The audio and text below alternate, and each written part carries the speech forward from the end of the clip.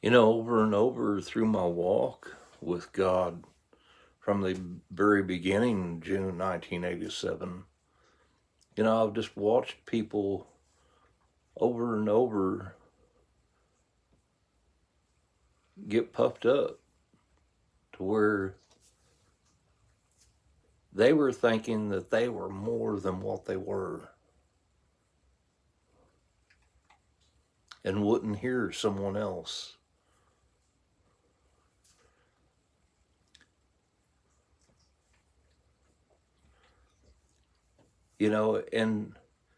And this comes down to just humbling ourselves before God.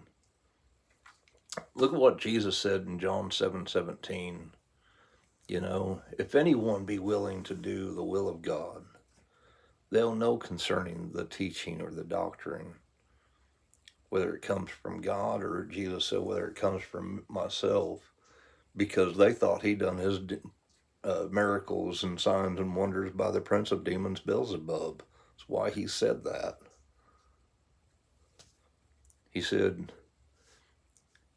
he who speaks from himself or of himself seeks his own glory. But he who seeks the glory of the one who sent him, talking about himself, no unrighteousness, talking about no deception, is in him. I mean, the same principle can be applied to every one of us. You know,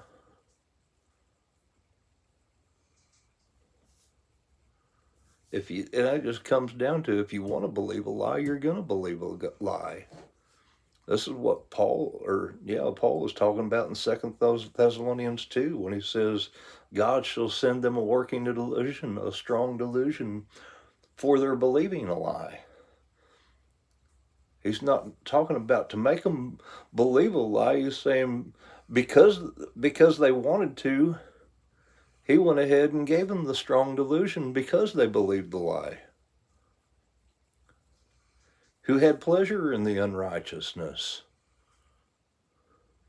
and received not the love of the truth that is in Jesus, that he came to take away our sin and make us the righteousness of God in him.